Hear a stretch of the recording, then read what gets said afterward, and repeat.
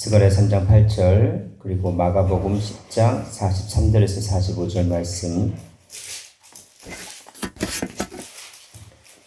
스가랴 3장 8절 말씀부터 다 같이 받들어 읽겠습니다. 스가랴 3장 8절 말씀 시작. 대제사장 여호수아야, 너와 내 앞에 앉은 내 동료들은 내 말을 들을 것이니라.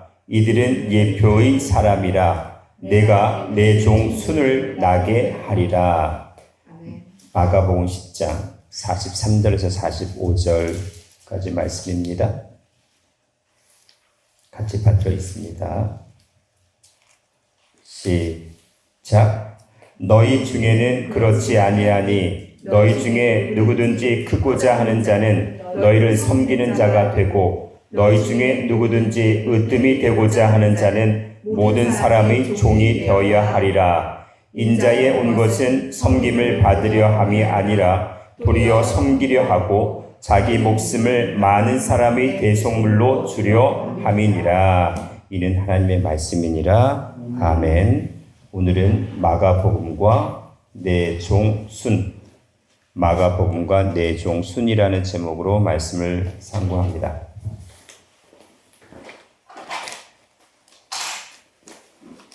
지금 마가복음에 대해서 진행을 하고 있는데 오늘은 이제 순에 대해서 얘기를 하려고 합니다.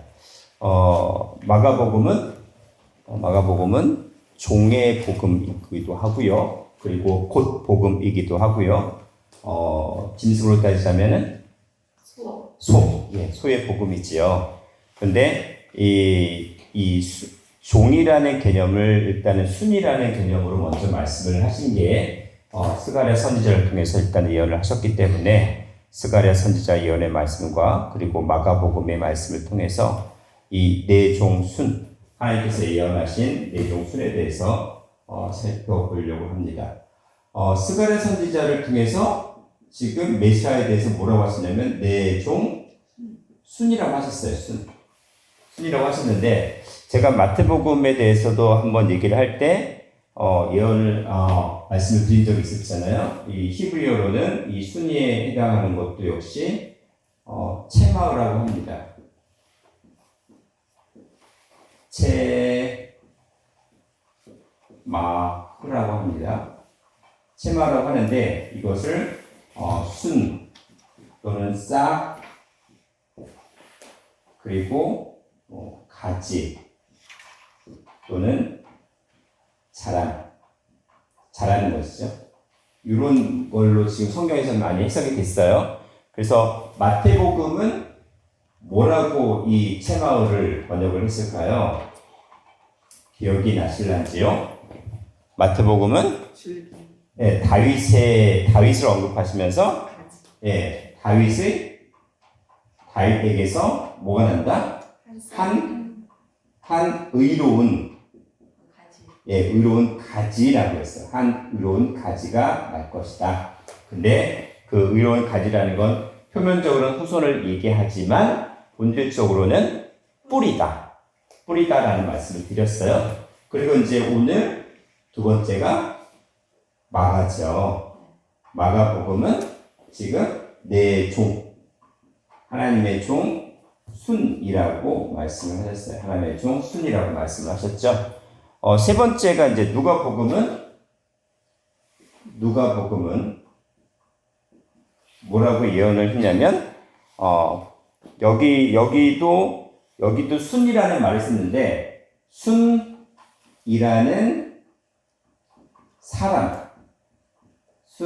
사람으로 예언을 해요. 순이라는 사람을 강조합니다. 마가복음은 순을 얘기했지만 종이라는 부분을 강조를 했고요. 누가는 순이라는 사람이라는 말을 강조를 했어요. 이제 스가랴 6장 12절에 해당이 되고요. 이거는 제가 누가복음 할 때 다시 한번 확인하겠습니다. 마태복음은 예레미야 23장 4절 5절 말씀이죠. 그렇죠? 내 종 순은 오늘 본문 말씀 스가랴 몇 절? 3장 8절 말씀. 그리고 요한복음은 뭐라고 했을까요? 이 체마흐라는 단어를 뭐라고 했냐면 요한복음에서는 여호와의 싹이라고 말씀을 합니다. 여호와의 싹.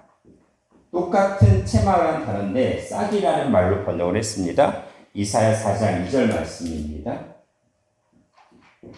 2절 말씀. 이게 돼 있어요.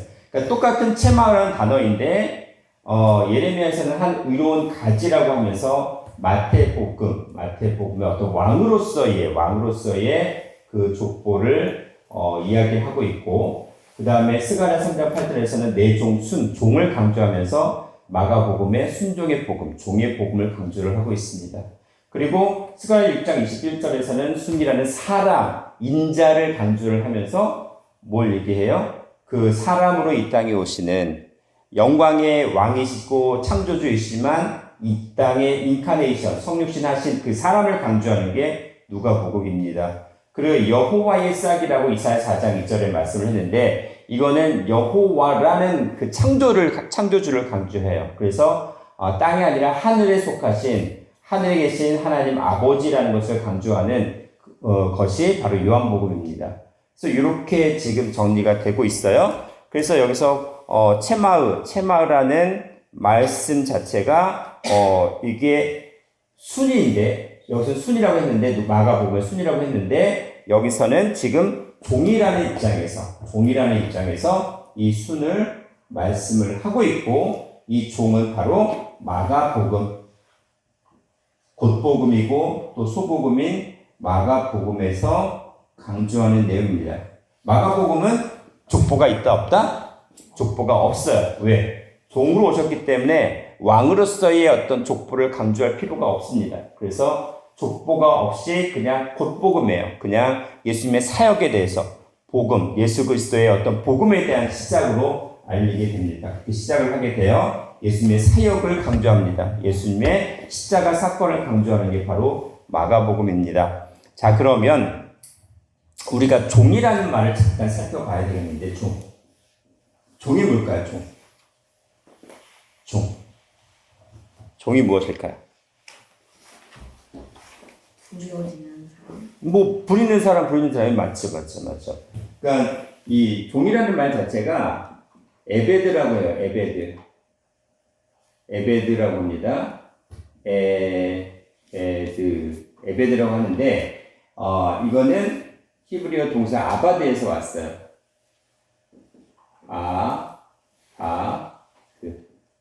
아바드예요. 아바드에서 온 게 바로 에베드라고 합니다. 그러면 아바드라는 동사 뜻을 알면은 에베드가 뭔지 좀 이해가 되겠죠. 아바드는요, 일하다는 거예요. 일하다, 노동하다, 섬기다, 또는 개간하다, 땅을 개간하다 등의 일을 그런 의미들을 가지고 있어요. 그리고 뭐 여기는 또 봉사하다라는 의미도 있어요. 봉사하다. 우리가 봉사하다 하면 영어로 주로 뭘 하죠? 예, 그렇죠. 서비스, 액트 서비스 할 때, 그렇죠? 서비스라는 말을 많이 쓰잖아요. 근데 우리가 예배하다라는 개념을 보통 어떻게 써요? 일반적인 단어. 서비스 또는 월십. 예, 월십이라는 단어도 있지만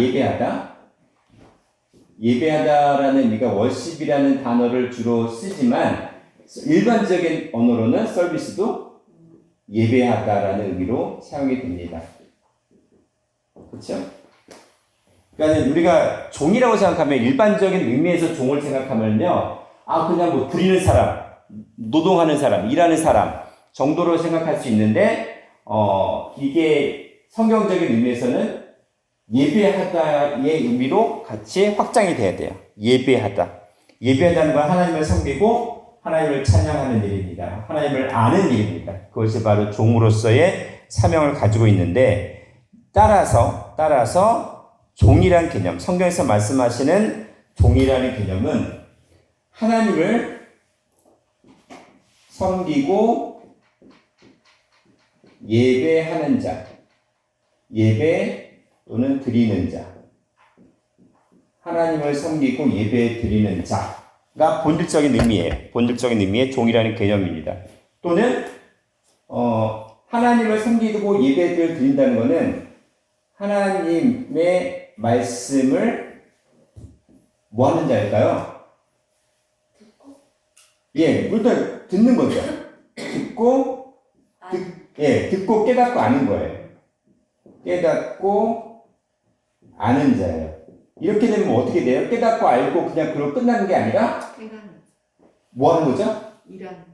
예, 이걸로 통해서 일을 하는데 일하는 건 뭐 해야 돼요? 성도로서 일을 한다는 거는 뭐 하는 게 일을 하는 걸까요? 참고하고 선포하고. 선포가 중요해요. 예, 선포하는 거예요. 선포하는 자를 우리는 뭐 선지자 또는 예언자로 얘기를 하고 있잖아요. 선지자 또는 예언자. 그 선지자 또는 예언자도 역시 하나님의 종이라는 개념을 가지고 있어요. 네. 종이라는 개념은 하나님을 섬기고 예배드리는 자인데 말씀을 온전히 깨달아서 또 그 말씀을 대언하는 자, 선포하는 자예요. 그래서 선지자 또는 예언자도 하나님의 종이라고 얘기를 할 수가 있습니다. 자, 그렇다면 성경에서 하나님의 종이라고 불리는 사람이 있어요. 대표적으로 우리가 다 잘 아시는 분이에요. 눈의 아들 오스나. 다 종이라고 할 수 있죠. 선지자도 그렇고 족장도 전부 다 선지자로 볼 수 있는데 하나님의 종이라고 하나님께서 하나님께서 이게 노골적으로 자랑한 인물이 있어요. 노골적으로 자랑한 사단 마귀에게도 자랑을 한 인물이 있어요. 욥이에요. 욥이에요. 생각지 못하셨겠지만 욥이 하나님이 가장 자랑하는 종 중에 하나가 욥이에요. 욥을 모델 케이스로 삼으셨어요. 그래서 하나님의 종으로서의 욥, 하나님의 종으로서 욥, 그리고 이 하나님의 종이 되기 위한 그 네 가지 조건이 있어요. 네 가지 조건, 요거를 욥을 통해서 한번 살펴보겠습니다. 자, 일단 욥기를 피시면 됩니다. 욥기 1장 1절입니다. 욥기를 일단 딱 피세요.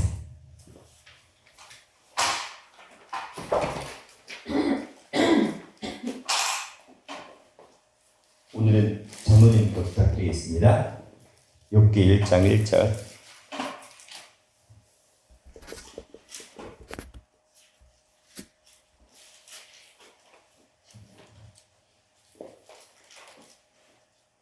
욥기 1장 1절.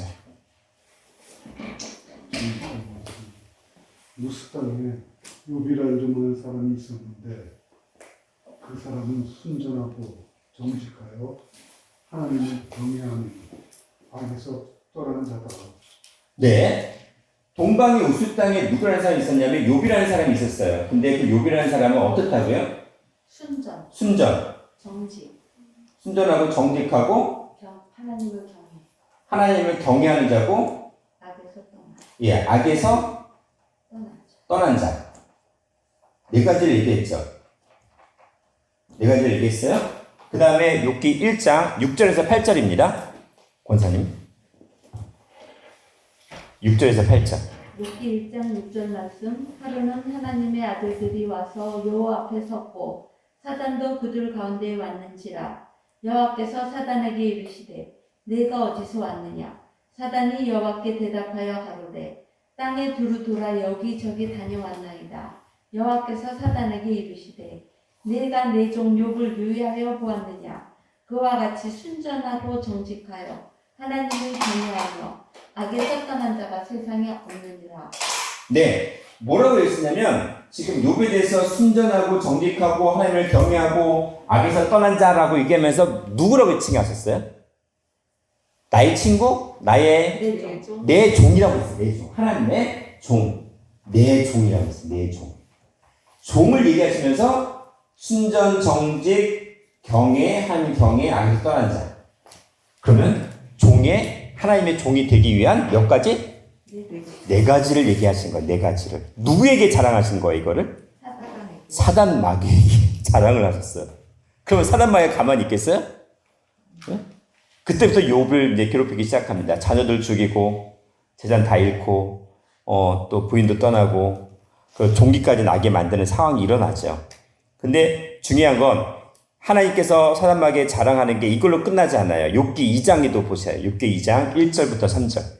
조광분.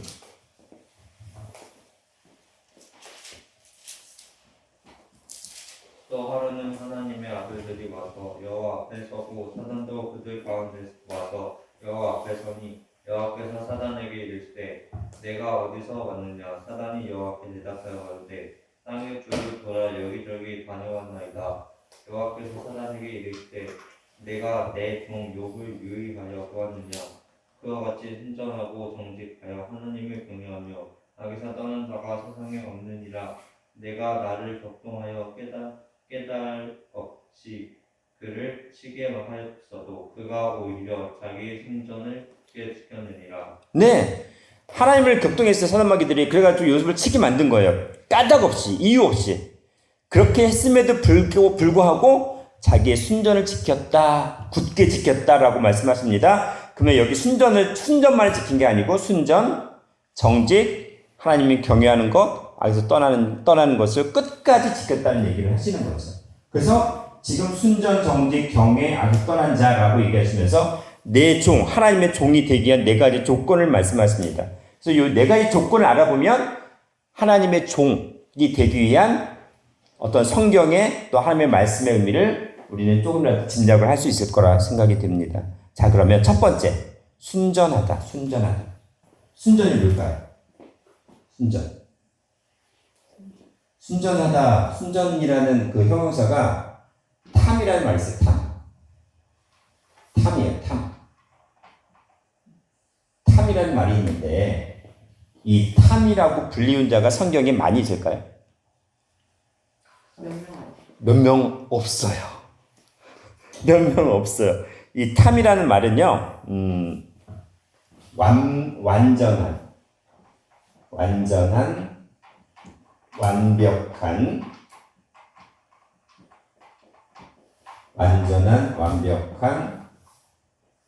올바른,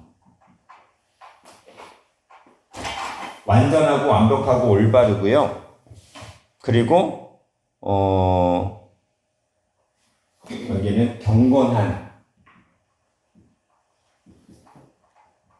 그리고 깨끗한. 좋은 거는 여기 다 들어가요. 좋은 의미는 다 들어가요. 탐이라는 말은. 이렇게 부를 수 있는 사람이 있을까요? 성경에서? 하나님께서 탐이라고 불린 사람이 있을까요? 없을까요? 일단 완벽하고 완전해. 완벽하고 완전한 사람 누구? 제일 처음 불리는 사람이 있어요. 창세기에서. 네? 아니요. 누구? 노아. 예, 노아가 완전해요. 예. 자, 창세기 6장 9절 말씀 볼게요. 창세기 6장 9절 말씀. 사모님.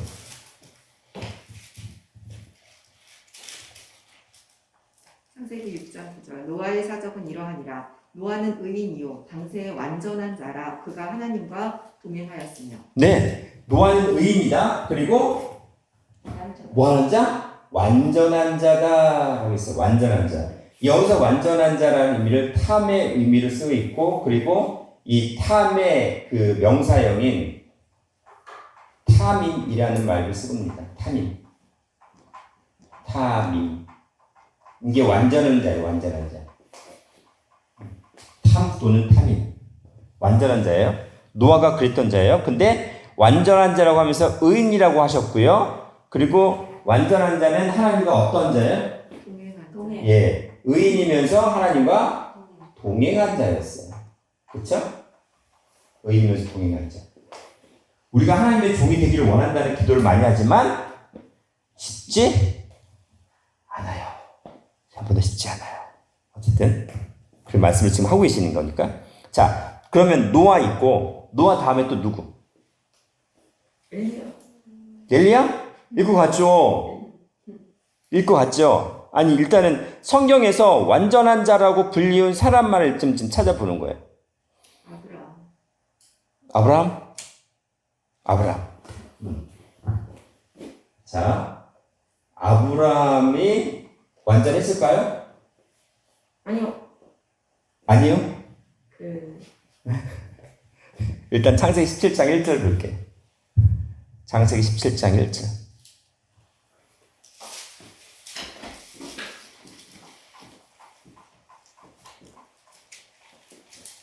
아브라함은 완전했을까?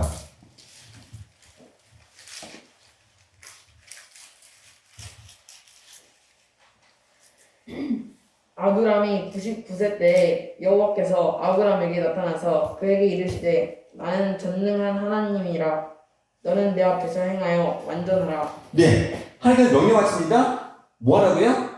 행하여 뭐 해라? 완전하라. 완전하라 명령하셨어요. 그러면 창세기 17장 1절 그 시점에서 아브라함은 완전하지가 못했다는 거예요. 하나님께서 아브라함의 믿음을 완전하지 못한 신앙이라고 말씀하신 거죠.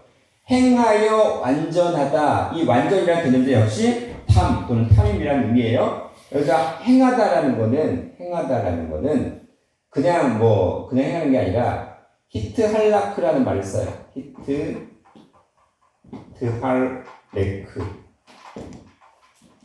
할레크. 이게 뭐냐면 동행이에요, 동행. 어떻게 완전해야 되냐면 노아처럼 하나님과 동행하면서 완전하라고 명령을 하신 거죠. 동행이에요. 원문에는 히브리 보면은. 그러니까는 하나님 앞에 완전하다는 개념은 뭐 한다는 개념이에요? 동행한다는 개념과 맞물려 있는 거죠. 그렇죠. 그래서 이 완전하라고 명령하시고 나서 언제 그럼 완전해졌을까요? 아브라함이 되고서 아브라함이 되고서 아브라함이라는 새 이름은 17장에 먼저 미리 주셨어요. 새 이름을 미리 주셨어요. 미리 주신 건 조건이 돼서 완벽해서 주신 게 아니라 그렇게 될 줄로 믿고 그냥 미리 아브라함이라는 새 이름을 17장에 주셨어요. 그쵸? 근데 이 완전한 믿음을 인정받은 때가 있어요. 이삭을 들어. 그렇죠. 우리 권사님이 정확히 아십니다. 이삭을 하나님 앞에 드렸을 때, 번제로 드렸을 때 그때 하나님께서 인정을 해주십니다. 창세기 22장 보십니다. 창세기 22장 12절이에요. 예, 잠깐만. 사자가 가르쳤으되 그 아이에게 손을 대지 말라. 아무 일도 그 일을 하지 말라. 네가 네 아들 네 독자라도 내게 아끼지 아니하였으니 내가 이제야 네가 하나님을 경외하는 줄 알았노라. 네. 이때 뭐라 하시냐면 내가 이제야 뭐 한다? 하나님 경외하는 줄을 아노라. 인정하셔서 선포하셨어요. 이제야 이삭을 바치는 그 순간, 번제를 드리는 그 순간에 내가 이제야 하나님을 경외하는 줄을 아노라라고 선포를 하셨습니다. 뭐 하는 자? 경외하는 자. 이때부터 하나님께서는 뭐 했다? 창세기 17장 1절에 명령하셨던 내 앞에서 행하여 완전하라는 이 명령을 아브라함이 순종해서 완전해진 순간을 말씀하신 게 바로 22장 12절 말씀이에요. 근데 완전히 뭐와 연결이 되는 거예요? 하나님을 경외하는 것. 경외하는 것으로 연결이 되는 거죠. 그렇죠? 일단 아브라함 이 정도를 살펴보고 그 다음에 또 한 사람이 있어요. 아브라함과 연결된 또 한 사람이 있습니다. 탐이라고. 이삭일 것 같은데 이삭에게 대해서는 그 말씀이 성경에 나오진 않아요. 그렇죠? 이삭 다음에 야곱이에요. 야곱. 창세기 25장 27절 말씀 보겠습니다.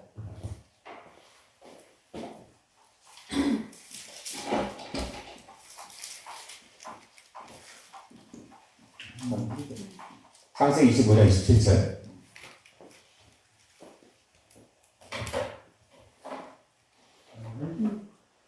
그 아이들이 장성하면 에서는 익숙한 사냥꾼으로 될 사람이 되고 야곱은 종용한 사람으로 장막에 거하니. 네, 지금 보면 거기에 종용한 사람인고로 어디에 거한다? 장막에 거한다라고 되어 있어요. 여기에 무슨 완전이라는 말이 있어요? 없죠? 자, 그러면 제가 잘못 찾았을까요? 종용에 많은 의미가 들어가 있어요. 종용이라는 말로 번역을 한 게 잘못된 번역이에요. 종용하다라는 의미는 조용하다, 얌전하다, 뭐 순진하다, 뭐 그러니까 내성적이다 그런 말로 번역이 되어진 건데 이거 종용하다는 말이 아니고 탐임, 여기도 탐임, 아까 말씀드린 탐임, 완벽한, 완전한 탐임이 쓰였어요. 히브리어. 그럼 종용한 사람이 아니라 어떤 사람이라는 얘기예요? 야곱은 완전한 사람. 탐임. 히브리 구문에 그게 있어요. 완전한 사람이에요. 탐임. 예. 아까 탐과 탐임이 동일한 의미라고 말씀드렸죠. 탐임은 명사형이에요. 탐은 형용사형. 완전한 사람이에요. 탐 또는 탐임. 완전한 자. 야곱은. 왜 완전한 자일까? 장막에 거했다는 건 집에만 머물러 있다는 걸 얘기하는 거예요. 하나님의 예배드리는 자리. 네. 장막에 거했다는 거는 이 장막은 우리가 얘기하는 뭐 텐트라고 하지만 결국 뭐냐면 성경적인 용어로는 타버네클. CL 타버네클. 타버네클 성막이에요, 성막.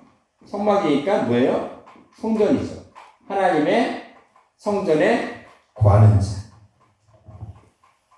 하나님의 성전에 거하는 자.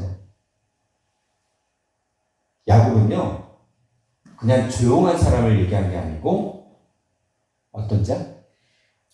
하나님께서 인정하시는 완전한 자. 그렇죠?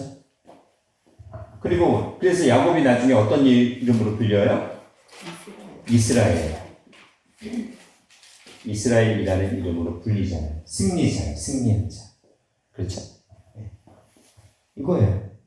우리는 이제 히브리어를 살펴보지 않으면 그냥 야곱은 조용한 사람이었구나. 집에만 머물러 있었던 그냥 순진한 사람, 성격이 약간 유순한 사람, 뭐 그 정도로만 이해할 수가 있는데 그렇지 않다는 거죠. 그렇죠? 그래서 성경에는 지금 완벽한 자, 완전한 자 돼서 제일 첫 번째 누굴 얘기했어요? 노아 이전에 누굴 얘기했어요? 지금? 욥이에요. 욥이 기록된 연대가 사람들이 추정이 이제 많은데 기원전 최소한 2000년 BC 2000년대에 기록된 걸로 봅니다. 욥기가 최소한. 그러면 학자들이 뭘 얘기하냐면 이것보다는 더 오래됐을 가능성이 많다고 얘기를 해요. 왜 그럴까? 욥기서를 보시면 용이 나오고 야구가 나오는데 불을 뿜는데, 예? 공룡들에 대한 표현들이 있어요. 공룡들에 대한 표현. 그러면 욥기서는 창세기, 출애굽기, 레위기, 민수기, 신명기보다 더 이전에 기록된 것이라고 추정하는 학자들이 의외로 많습니다. 그러니까 성경으로 보자면 제일 먼저 기록된 성경일 것이다라고 얘기하는 학자들이 많이 있어요. 그래서 제가 순서를 욥, 그 다음에 노아, 그 다음에 아브라함, 그 다음에 야곱, 네, 이렇게 순서를 지금 정한 거예요. 자, 일단은 지금 순전이라는 말을 쓰는데 지금 계속 얘기를 하죠. 순전은 완전한 자, 완벽한 자, 올바른 자, 경건한 자, 깨끗한 자가 이런 의미를 가지고 있는데, 이 순전이라는 말은 동행하다, 하나님과 동행하다라는 말과 연결이 되고 또 하나님을 경외하다라는 말과 연결이 됩니다. 그리고 하나님의 장막, 하나님의 성전에 거하는 자와 연결이 확장이 되어지면서 성경에서는 말씀을 하고 있습니다. 그렇죠? 자, 그러면은 하나님의 종이라는 이제 조건에서 두 번째는 뭐예요? 정직이죠. 정직이 뭘까요? 정직.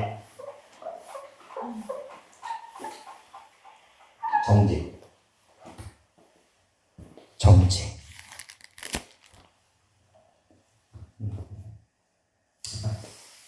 두 번째, 정직이요, 정직. 정직하다.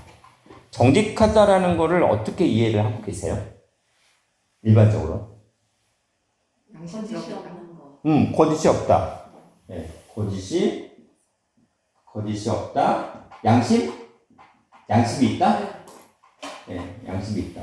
또, 죄가 없어요. 죄가 없다. 내가지 않은 비가 없어요. 네, 죄가 없다.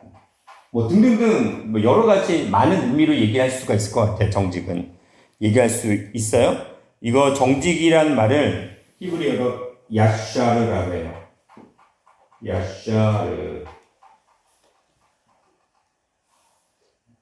야샤르라고 해요. 야샤르. 야샤르는요. 고든, 올바른, 그리고 똑바르다. 고든, 올바른, 똑바른, 그리고 정확한, 옳은,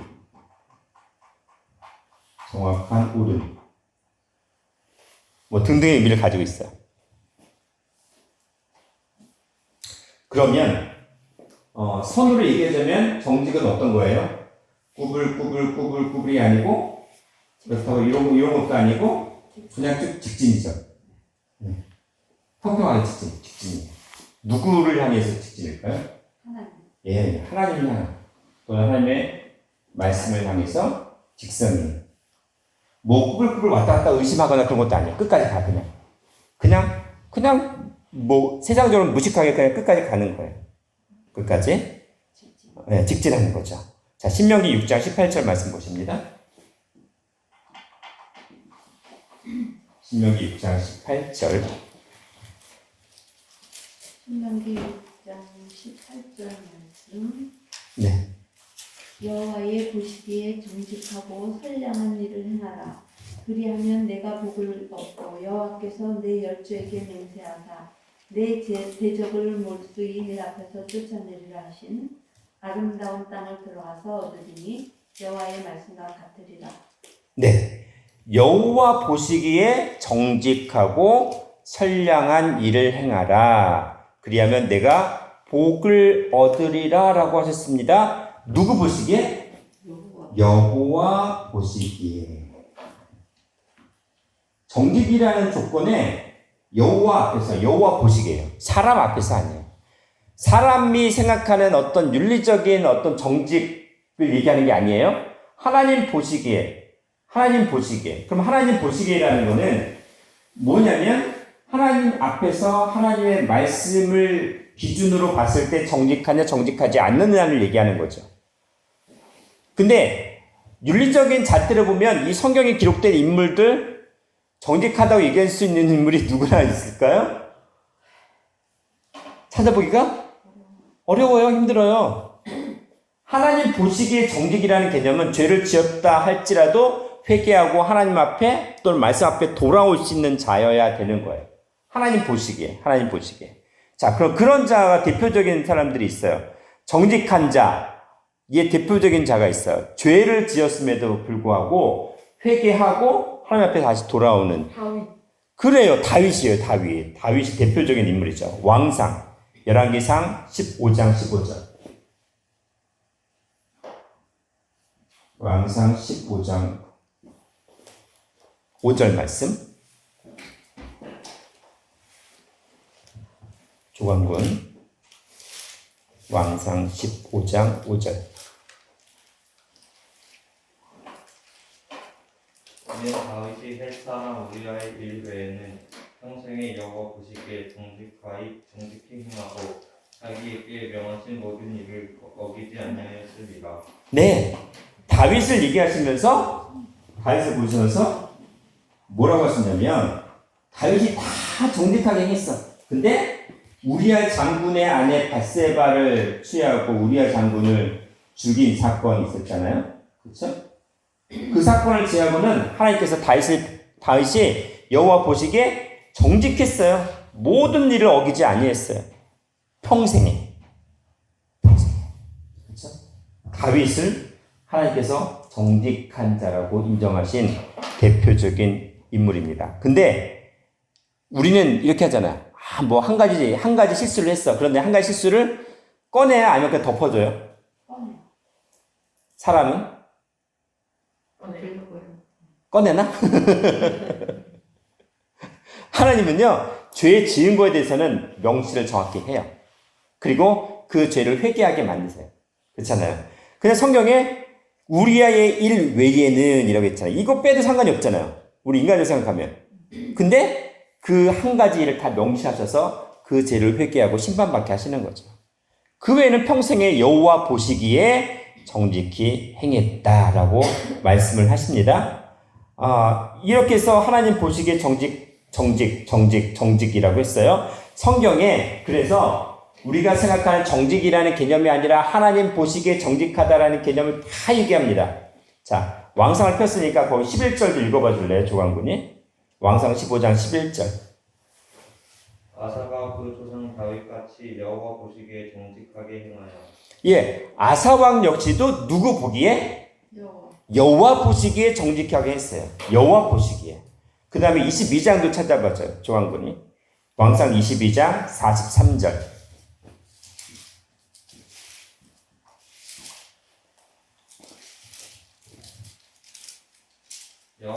여호사밧이 그 붙인 아사의 모든 길로 행하며 돌이켜 떠나지 아니하고 여호와 보시기에 정직히 행하였으나 산당은 패하지 아니하였으므로 백성이 오히려 산당에서 제사를 드리며 분향하였더라. 네, 여호사밧 왕에 대해서도 여호와 보시기에 정직히 행하였어요.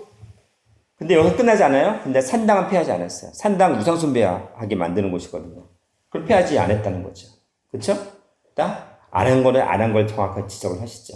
그래서 다윗 왕, 아사 왕, 여호사밧 왕, 요아스, 히스기야, 요시야, 그리고 요아스 왕에게 이르기까지 다 하나님 보시기에, 여호와 보시기에 정직히 행하였다, 정직하였다라고 얘기를 합니다. 정직하였다. 자, 요 중에서 하나만 찾아볼게요. 왕하 22장 2절 볼게요. 왕하 22장 2절.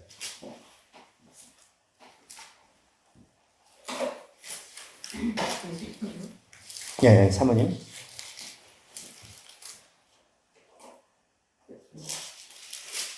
도성군이 뭔지 읽을래?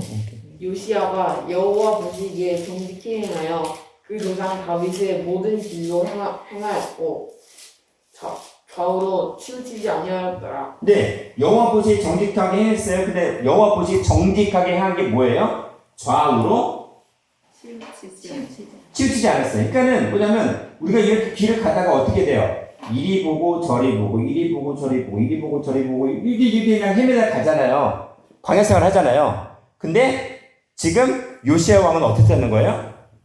좌우로 치우치지 않고 그냥 직선으로 끝까지 간 거예요. 직선으로 끝까지 간 거예요. 그게 요시야 왕이죠. 그게 정직이에요. 그냥 무던하게 끝까지 간 거예요. 끝까지.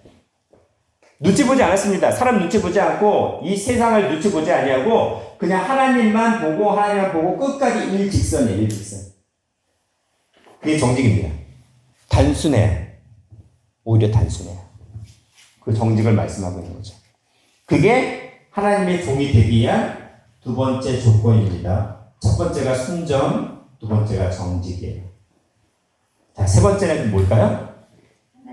예, 하나님을 경외하는 거죠. 세 번째는 하나님을 경외하는 거죠. 볼게요. 하나님을 경외하는 게 뭘까요? 경외. 하나님을 경외하다. 작은 세 번째, 경외.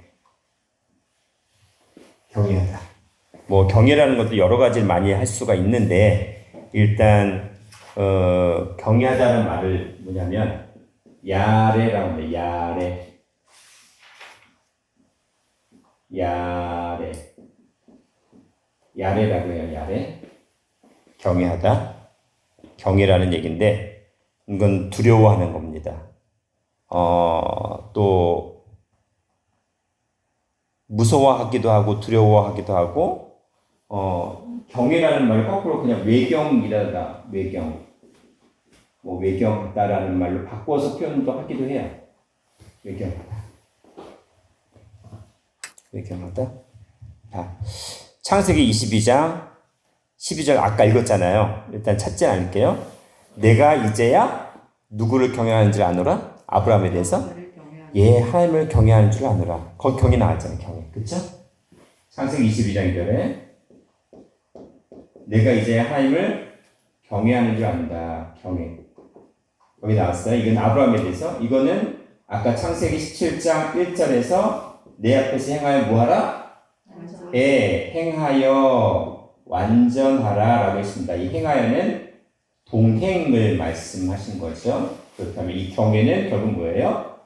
하나님과 말씀과 동행하는 것, 그리고 완전한 것, 순전한 것과 뭐가 돼 있어요? 연결이 되어 있는 의미가 바로 경외라는 의미예요. 경외.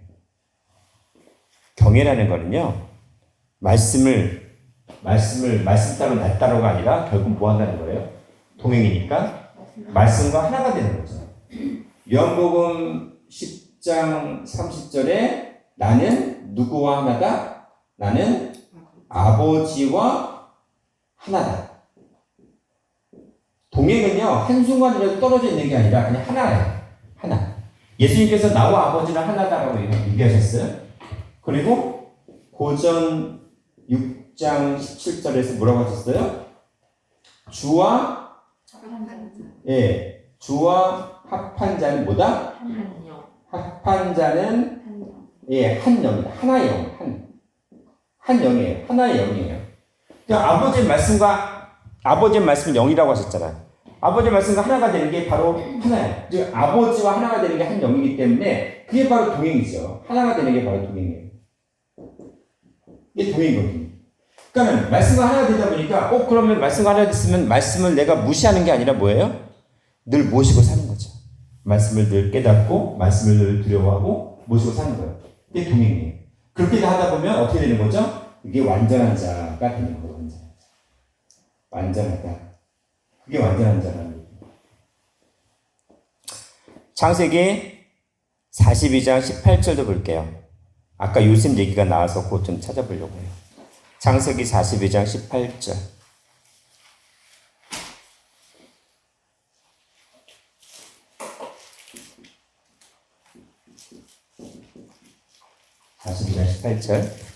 사모님?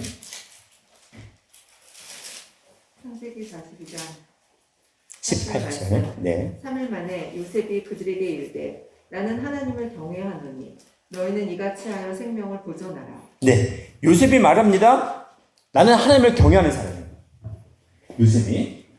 요셉이 말합니다. 나는 뭐 하는 사람? 하나님을 경외한다. 근데 그 경외하는 결론은 뭐예요? 생명을 보존. 네, 생명이 보존된다. 이 생명이 보존되는 건 이 땅에서 잠깐 사는 개념뿐만 아니라 뭐예요? 영생의 개념으로 확장이 됩니다. 영생. 왜냐하면 창세기 5장 23절 24절 말씀 보면은 뭐가 나와요? 누가 나오냐면 에녹이 나옵니다. 에녹이 하나님과 동행에 있어요. 몇 년 동안? 300년 동안 동행해서 결국 어떻게 됐어요? 승천했죠. 영원히 사는 변화 승천 받았잖아요. 그쵸? 그러니까는 동행이라는 것은 경외와 연결이 되는데 그것은 영원히 사는 영생과 연결이 되어진다라는 말씀을 하시는 겁니다. 자, 레위기 보십니다. 레위기 19장 14절.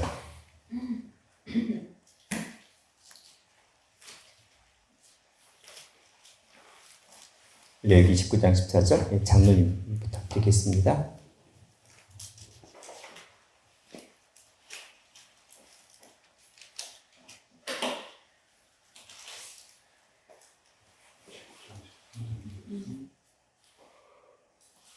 너는 귀먹은 자를 저주하지 말며 소경 앞에 장애물을 놓지 말고 네 하나님을 경외하라.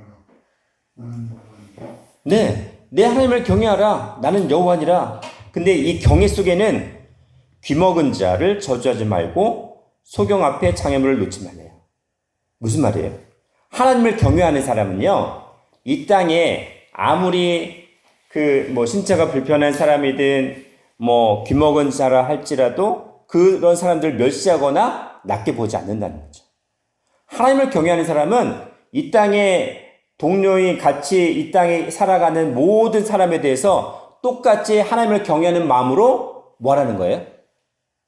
존중. 예, 그런 사람들을 그렇게 동일하게 대우하라는 겁니다. 비슷한 말씀이 또 있죠. 자, 그럼 32절 말씀도 부탁드리겠습니다. 레위기 19장 32절. 너는 샘머리 앞에 일어서고 노인의 얼굴을 공경하며 네 하나님을 경외하라. 나는 여호와니라. 네, 노인의 얼굴을 공경하라 라고 말하는 것처럼, 그렇죠? 하나님을 경외하는 자는요, 사람을 멸시하거나 그리고 무시하거나 없인 여기지 않아요. 다 그런 마음으로 얘기하는 거죠. 대하는 거죠. 이 경외 속에는 또 뭐가 있냐면 사람을 속이지도 않아요. 속이지도 않아. 거기 레위기 25장 17절도 부탁드리겠습니다. 장로님. 레위기 25장 17절.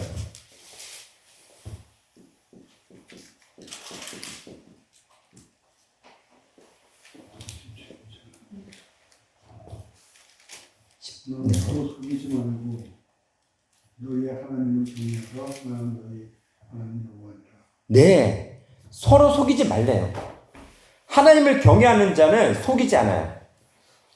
노인을 또 어르신들을 공경해요.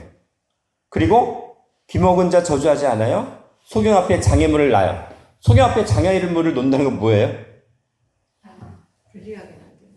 소경 앞에, 소경인데 눈이 멀었잖아요. 근데 거기 앞에 장애물을 놓는다는 건 뭐예요? 무너지게. 못된 짓. 완전히 못된 짓을 하는 거죠. 온갖 못된 짓을 다 아는 사람이죠. 온갖 못된 짓을 다 아는 사람 보면 하나님을 경외하는 사람이 아니에요. 그렇죠?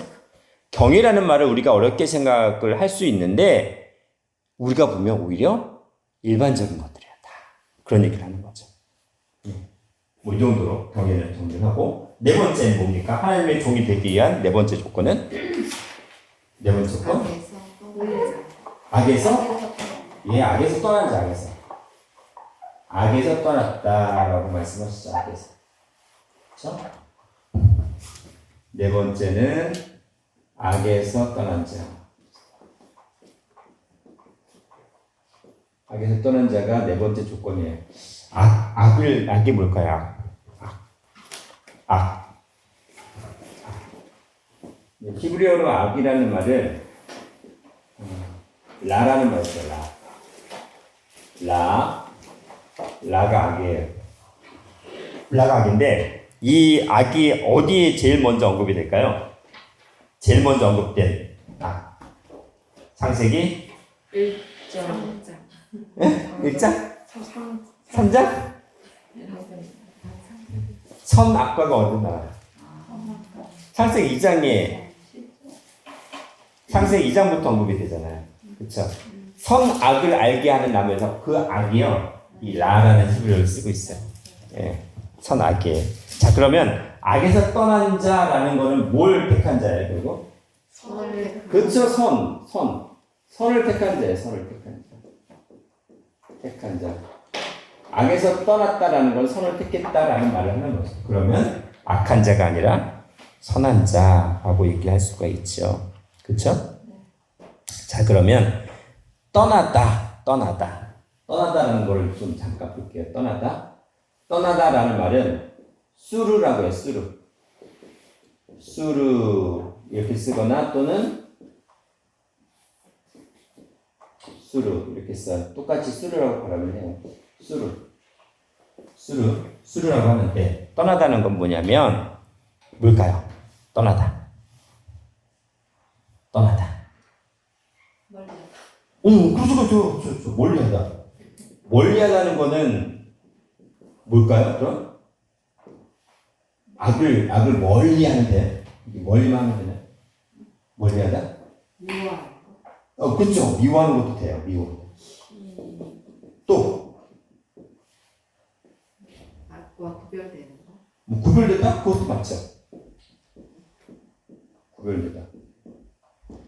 뭐냐면 또 이건 그냥 뭐 하는 거다? 쫓아버린다.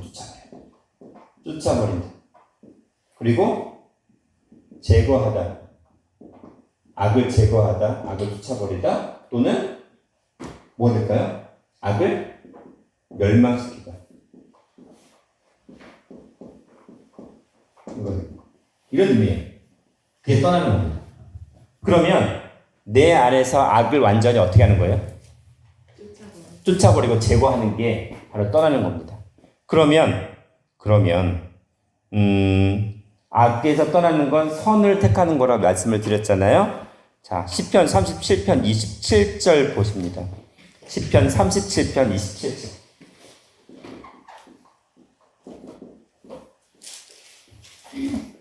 시편 37편 27절 말씀. 네. 악에서 떠나 선을 행하라.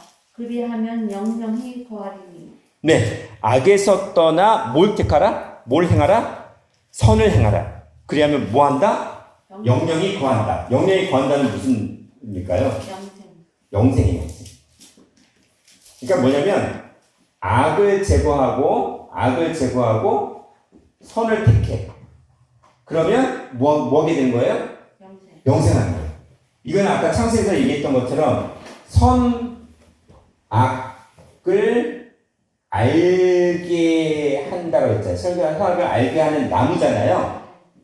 근데 보세요. 선악을 알게 했는데 선으로 처음에는 선인 것 같은데 뭘로 끝나요? 악으로 끝났죠. 그럼 결국 결론은 악이잖아요.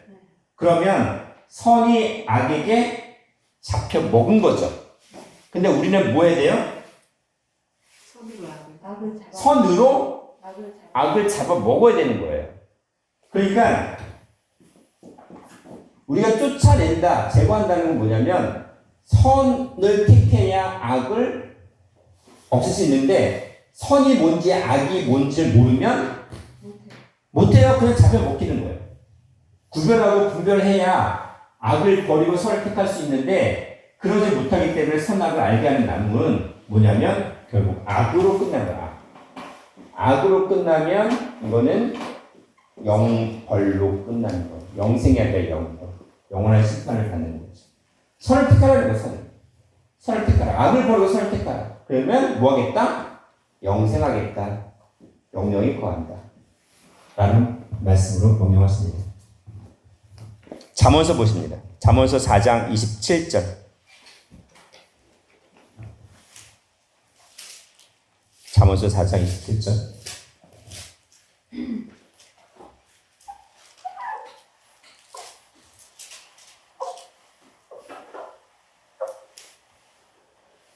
조항군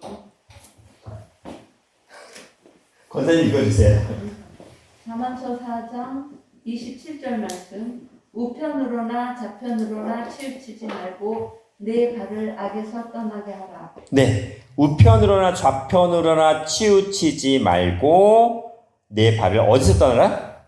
악에서 떠나라 하셨잖아요. 분명히 지금 악에서 떠나는 얘기를 하는데 지금 좌우로 치우치지 말라고 했잖아요. 좌우로 치우치지 말라는 말씀 아까 어디 읽었었죠? 왕하 22장 2절 보면 요시야 왕이 여호와 보시기에 정직히 행하여 그 조상 다윗의 모든 길로 행하고 좌우로 치우치지 아니하였다라고 얘기했잖아요. 그쵸? 좌우로 치우치지 않으니까 정직한 거. 근데 이 정직은 또 뭐예요? 악에서 떠나는 거죠. 악에서 떠나는 게 정직이에요. 그게 정직이에요.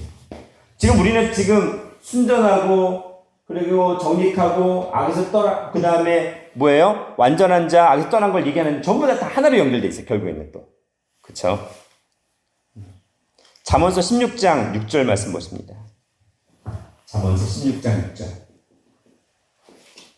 조항군.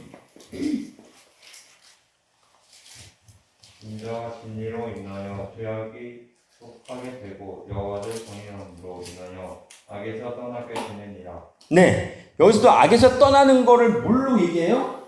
경외함. 하나님을 경외하는 거. 이게 또 악에서 떠나는 거, 악에서 떠나는 거. 하나님을 경외하는 것도 악에서 떠나는 거. 결국 하나잖아요, 지금. 하나님 악에서 떠나는 것이 바로 하나님을 경외하는 것이요, 정직한 것이요, 또 완전한 것이다 라고 얘기를 하십니다. 그 얘기를 계속합니다. 에스겔서 보십니다. 에스겔서 18장 28절.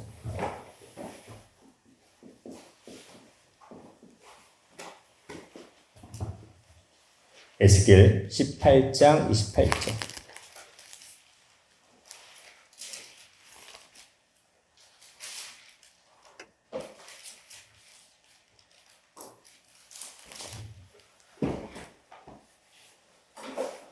사모님. 에스겔 18장 28절.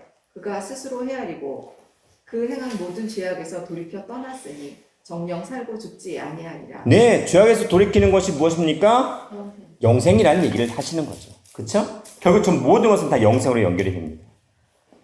그래서 욥이 하나님의 종인 욥에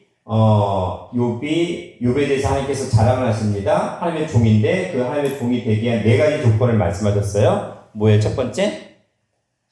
순전. 완전. 두 번째? 정직. 세 번째? 경외. 하나님을 경외하는 것. 네 번째? 악에서 떠나는 것. 근데 그 모든 것들이 하나로 연결되어 있고 그 결론은 뭐다? 영생이다 라는 얘기를 하시는 거죠. 자, 큰 세 번째. 큰 세 번째로 하나님의 종으로서 누가 오세요? 네, 예수 그리스도가 이 땅에 오십니다.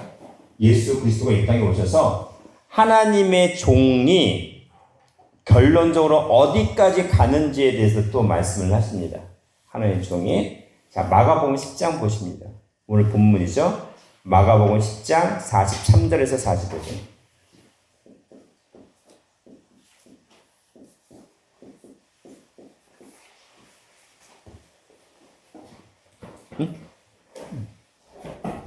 사모님 읽어주세요. 마가복음 10장 43절에서 45절.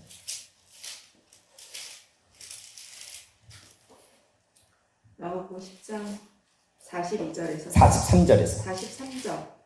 너희 중에는 그렇지 아니하니 너희 중에 누구든지 크고자 하는 자는 너희를 섬기는 자가 되고 너희 중에 누구든지 으뜸이 되고자 하는 자는 모든 사람의 종이 되어야 하리라.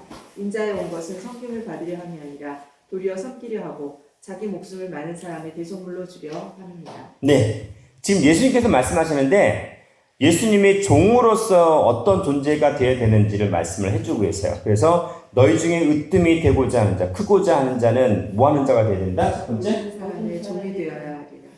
일단은 모든 사람의 종. 그 전에 섬기는 자, 그렇죠? 누구든지 크고자 하는 자는 너희를 뭐 하는 자가 되어야 된다? 섬기는 자가 되어야 된다. 섬기는 자. 섬기는 자예요. 이 섬기는 자라는 거는요, 디아코노스라고 하는데,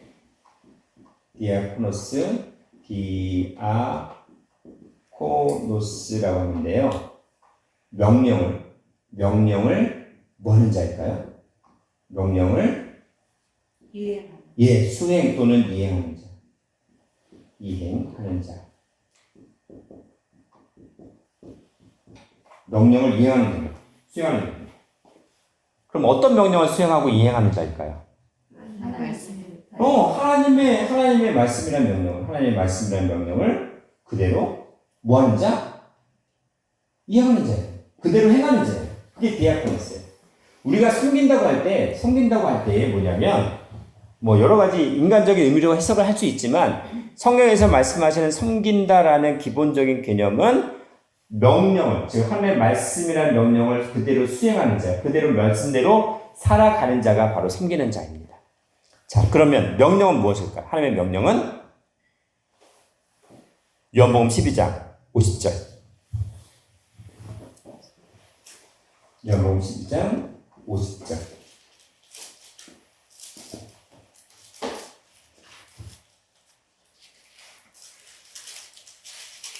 나는 그의 명령이 영생인 줄 아노라. 그러므로 나에 이르는 것은 내 아버지까지 내게 말씀하신 그대로 이르노라 하시니라. 내게 내 아버지께서 내게 말씀하신 그대로 이르노라. 즉 아버지의 명령이 뭐다? 아버지의 명령이 아버지의 말씀이 바로 뭐다? 영생이다. 이게 뭐예요? 아버지의 말씀을 수용하고 그대로 살아가는 자는 결국 뭐 하는 자예요? 영생하는 자예요. 섬기는 자라는 의미 속에는 말씀대로 사는 자고 그 결론은 뭐예요? 영생이다 라고 얘기를 하고 있습니다. 창세기 2장에서 보시면 선악과 먹지 말고 뭐 하라고요? 에덴 동산을 지키라고 명령하셨죠. 명령하신 거잖아요. 하나님 명령이잖아요. 그대로 명령했으면 아담은 어떤 존재가 되는 거예요? 영생. 영생하는 자가 되는 거예요. 영생. 그 하나님의 명령이 창세기 때부터 시작된 거죠. 그 명령을 아담이 지켰다면 영생하는 자가 되고 우리도 영생하는 자, 계속 영생하는 자, 죽는 자가 아니라 영생하는 자로 지금까지 살아왔겠죠. 근데 그 명령을 수행하지 아니했습니다. 섬기는 자란 속에 하나님의 명령을 수행하는 자라는 의미가 그대로 들어가 있는 겁니다. 그렇죠? 첫째 아담이 명령을 지키지 못했습니다. 수행하지 못했어요. 첫째 아담이 하나님의 명령을 섬기지 못했기 때문에 둘째 아담이 아니라 원래 마지막 아담으로 오신 분이죠. 마지막 아담으로 오신 예수님께서 그 명령을 수행하는 자가 되신 거예요. 두 번째, 예수께서 종에 대한 말씀을 하시는데 두 번째는 모든 사람의 뭐가 된다? 모든 사람의 종. 나는 모든 사람의 종으로 왔어. 예수님께서 나는 모든 사람의 종으로 왔다라고 말씀을 하시죠. 모든 사람의 종. 종이라는 말은 많이 들어보셨을 것 같은데 둘로스라고 합니다. 둘로스가 종이에요. 둘로스라는 말이 종이라는 말이에요. 이 종이라는 말은 그냥 결과적으로는 노예, 종, 슬레이브라는 말을 쓰죠. 노예, 종 그런 의미인데 그러면 우리가 노예처럼 그런 어떤 이렇게 취급을 받아야 된다는 얘기를 하는 게 아니에요.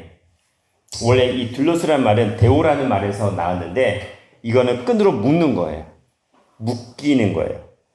끈으로 묶다 또는 책임을 지다, 의무를 지우게 하다, 그리고 어떤 쇠사슬 같은 걸로 그냥 채우다 그런 의미도 가지고 있어요.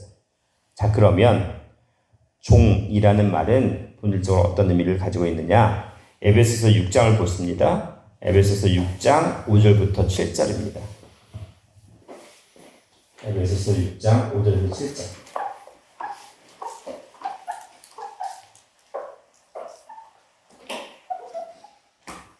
종들아 두려워하고 떨리고 성실한 마음으로 육체의 상전에게 순종하기를 그리스도께 하여 눈가림만 하여 사람을 기쁘게 하는 것처럼 하지 말고 그리스도의 종들처럼 마음으로 하나님의 뜻을 행하여 단 마음으로 섬기기를 주께 하듯 하고 사람들에게 하지 말라. 네. 이 말씀 에베소 6장 5절 7절 말씀 보니까 우리가 종이라는 의미가 어떤 의미인지 조금 느낄 수가 있어요. 지금 종들아 두려워하고 떨며 성실한 마음으로 육체의 상전에게 순종하기를 누구에게? 그리스도에게. 자, 그리스도에게 그럼 어떻게 하라는 거예요? 그리스도에게 순종을 해야 되는데 어떤 마음으로? 두렵고 떨리는 마음으로 또 성실한 마음으로 그리스도에게 순종하라는 얘기의 결론은 그 얘기를 하는 거죠. 그리고 6절 말씀 보니까 눈가림만 하여 사람을 기쁘게 하는 자처럼, 그러니까는 겉으로만 그냥 그 앞에서만 싸구싸구하고 해가지고 나는 그냥 잘 복종하고 순종하겠습니다 그런 얘기를 하는 게 아니죠. 그리스도의 종들처럼 어떻게? 무엇으로? 마음으로 무엇을 해라? 하나님의 뜻을 행하라. 마음으로 하나님의 뜻을 마음 중심으로 하나님의 뜻을 행하라. 그럼 하나님의 뜻이 뭘까요? 하나님의 뜻. 하나님의 뜻. 살전 5장 18절. 데살로니가 전서 5장 18절.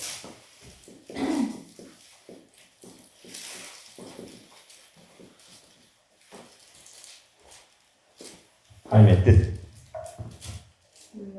데살로니가 전서 5장 18절. 네. 범사에 감사하라.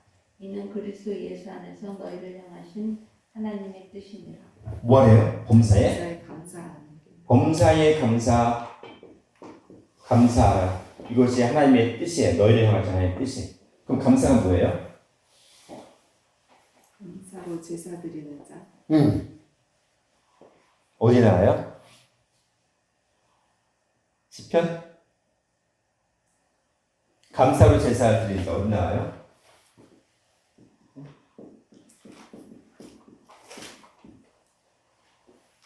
어디 나와요? 시편?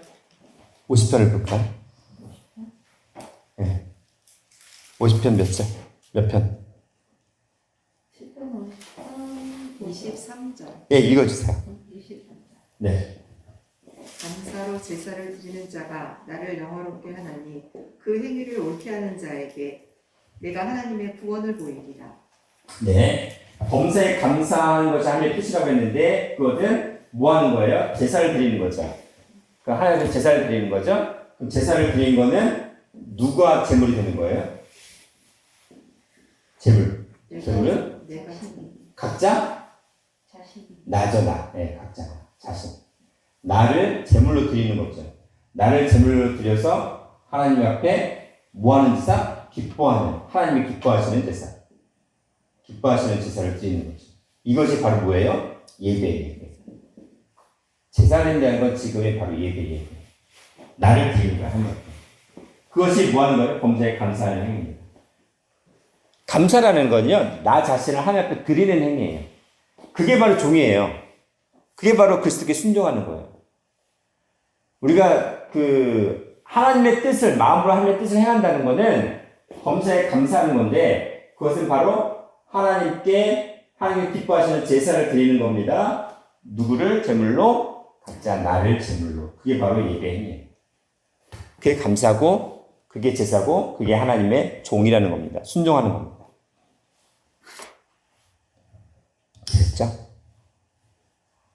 그 다음에 또 이제 종이라는 조건을 말씀하시면서 예수님께서 본문에서 마가복음 10장 45절에 뭐라고 하셨어요? 인자의 온 것은 섬김을 받으려 함이 아니라 도리어 섬기려 하고 자기 목숨을 많은 사람의 대속물로 주려 합니다. 지금 뭘 하시냐면 예수님의 생명을, 목숨을 대속물로 주는 거예요. 이 종이라는 최종 결론을 대속물이라는 말씀으로 하세요. 대속물, 자기 생명을 대속물이라고 합니다. 대속이 뭘까요? 대신 속하는 거죠. 그렇죠. 영어로는 랜섬이라는 말도 쓰기도 하고요. 리딤이라는 말도 써요. 구원하다.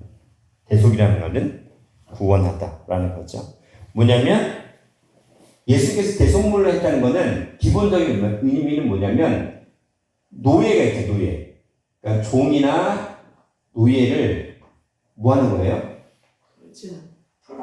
풀어주는 거예요. 풀어주는 거예요. 뭘로 풀어줘요? 어떻게 해서 풀어줘요? 자기가 값을 주고. 값을 치르는 거예요. 값을 대신 치르는 거예요. 값을 치르다. 값을 치르는 거예요. 예를 들어서 종이나 노예를 돈을 주고 삽니다. 사는데 돈을 주고 사가지고 자기가 그 종과 노예를 다시 부리는 게 아니라 뭐 하는 거죠? 풀어주는 거예요. 풀어주는 게 바로 이것이 바로 대속물의 의미예요. 대속이라는 의미예요. 풀어주는 겁니다. 자유롭게 해주는 겁니다. 그러면 이 우리가 자유롭게 해주고 풀어주는 의미는 무엇이냐면 종이고 노예잖아요. 그러면 인류 역사는 무엇의 종이고 무엇의 노예예요? 죄의 종. 뭐 죄의 죽음, 사망. 죄의 종인데 결론은 그 죄가 죄의 값은 사망이라고 로마서 6장 23절 말씀하셨으니까 사망의 노예. 노예가 되고 사망의 종으로 타는 거잖아요. 그렇죠? 그러니까 예수님께서 이 땅에 오셔서 대성물이 되셨다는 건 뭐를 대속하는 거죠? 사망을 대속하는 거예요. 사망을 대신해서 예수께서 그 사망을 짊어지시고 십자가에 못 박히셨기 때문에 결국 우리는 뭐 하게 된 거죠? 살게 된. 우리는 살게 돼요. 어떻게 살아요? 잠시 사는 게 아니라 영원히 사는 영생이라는 그 열매를 맺게 하시기 위해서 예수님께서 대속물로 십자가에 못 박히신 겁니다. 히브리서 9장 15절 말씀 볼게. 히브리서 9장 15절.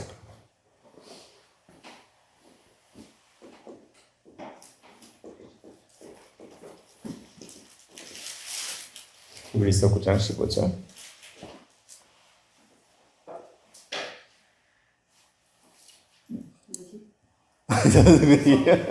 도성금. 히브리서 9장 15절.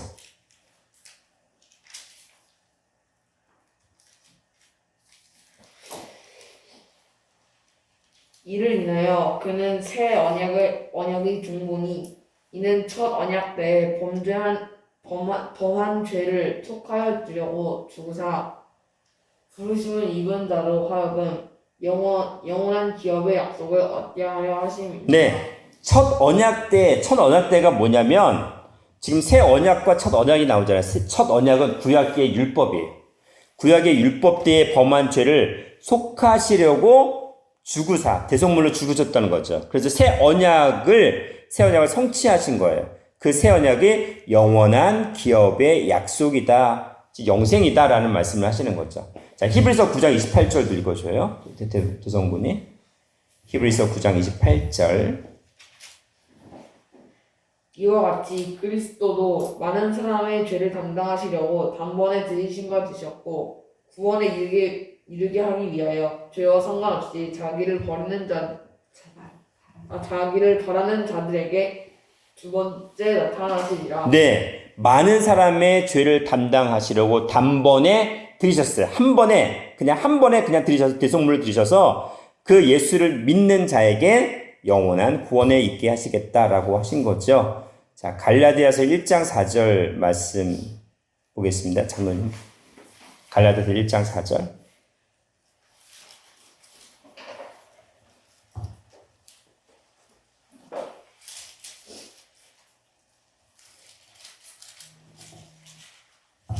갈라디아서 1장 4절. 그리스도께서 하나님 곧 우리 아버지의 뜻에 따라 이 악한 세대에서 우리를 건지시려고 우리 죄를 위하여 자기 몸을 들이셨으니. 네, 우리 죄를 대신하여 자기 몸을 들이신 게 아버지의 뜻이라는 거예요. 아버지의 뜻. 디모데전서 2장 6절. 디모데전서 2장 6절 말씀.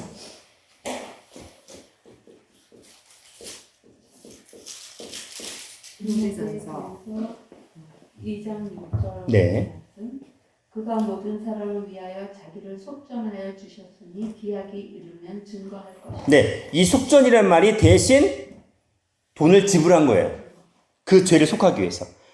노예를 해방하기 위해서 대신 돈을 지불한 겁니다. 그게 속전이에요. 이게 바로 대속물이라는 말입니다. 그 다음 베드로전서 2장 24절.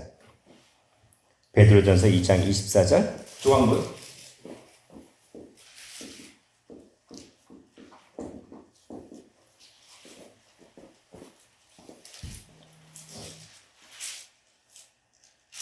나무에 달려 그 몸으로 우리 죄를 담당하셨으니 이는 우리로 죄에 대하여 주고 이에 대하여 살게 하려 하심이라.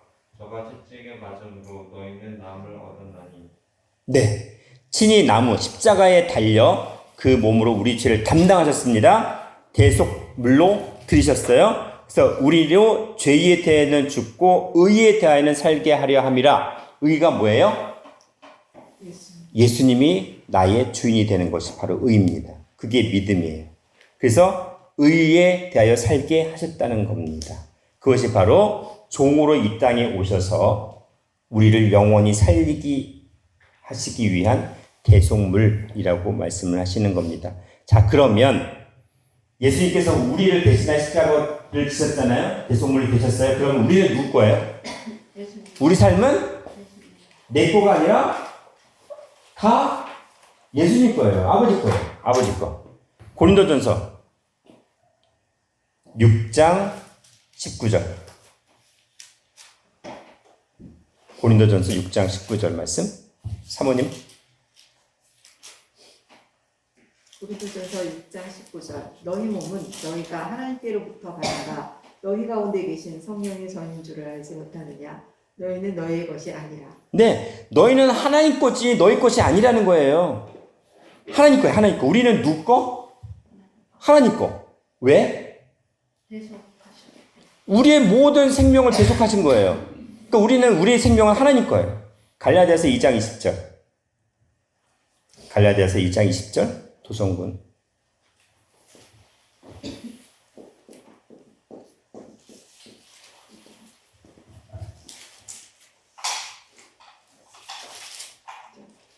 (2장 20절) 내가 그리스도와 함께 십자가에 못 박혔나니 그런즉 이제는 내가 산 것이 아니요 오직 내 안에 그리스도께서 사신 것이라.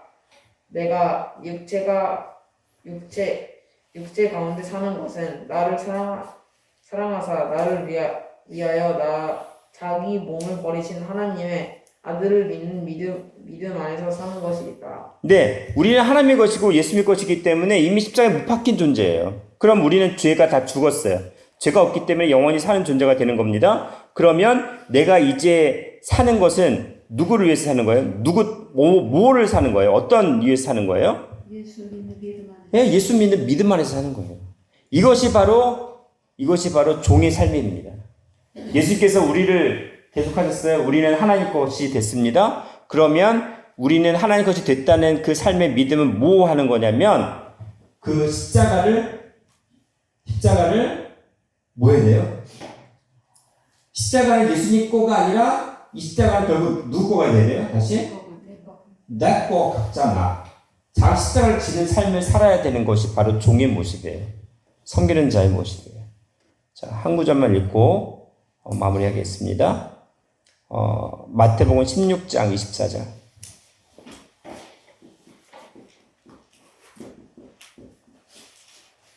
마태복음 16장 24절.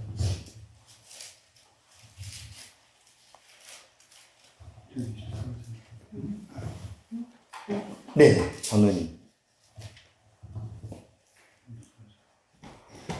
이 예수께서 제자들에게 이르시되 아무든지 나를 따라오려거든 자기를 부인하고 자기 십자가를 지고 나를 쫓을 것이니라. 네. 지금 예수를 따르려면 어떻게 해야 돼요? 자기를 부인하고 또 자기 십자가를 지고 예수를 쫓을 것입니다. 그게 바로 종의 삶입니다. 그게 바로 종의 삶인데 그 종의 삶의 결론은 내 생명이 내 것이 아니기 때문에 하나님의 것이기 때문에 그 종의 삶의 결론은 사망이 아니라 영생이라는 겁니다. 이 영생이라는 종의 삶을 허락하시기 위해서 예수님께서 이 땅에 오셔서 대속물로 종의 삶을 보여주신 겁니다. 그것이 우리가 살아가는 이유입니다. 그것이 바로 욥의 고난을 통해서 우리에게 보여주신 순전함, 정직함, 하나님을 경외하는 것, 악에서 떠나는 것을 조건으로 말씀하신 겁니다. 그래서 이제는 마가복음을 통해서 우리가 알아야 될 거는 예수님이 종의 삶을 사셨구나. 예수님께서 십자가를 지시고 우리를 대신해 대속물이 되셨구나 라고 끝나면 안 되는 거예요. 뭘로 끝나야 돼요? 내가 각자 내 십자가를 이제는 짊어지면 결국 우리도 영생할 수 있다라는 결론까지 이루어야 되는 것이 바로 마가복음 그리고 하나님의 종 순으로 예언되신 예수의 삶을 쫓는 삶이 되는 겁니다. 아멘. 예, 기도하겠습니다. 사랑과 은혜가 충만하신 하나님 아버지, 우리에게 태초의 말씀을 허락하셔서 그 태초의 말씀이라는 명령을 지키는 것이 영생이라고 하셨습니다. 그 지키는 삶의 여정이 종이라는 삶의 여정이요, 섬기는 자가 되는 것이고, 또한 완전한 자, 그리고 하나님을 경외하는 자, 정직한 자, 악에서 떠나는 삶이라고 하셨습니다. 그 네 가지 조건, 하나님의 종이라는 조건을 달성하게 만드시기 위해서 우리에게 허락하신 이 영생의 말씀, 즉 내 종 순을 보내신다 하셨고, 그 내 종 순의 삶을 따라가 우리가 각자 자기를 부인하고 자기 십자가를 짊어지고 예수를 쫓아가는 영생의 삶을 살 수 있도록 붙잡아 주시옵소서. 감사드리옵고 사랑과 은혜가 충만하신 예수님 이름으로 기도드리옵나이다. 아멘. 감사드립니다. 함께 받았습니다. 감사합니다. 감사합니다.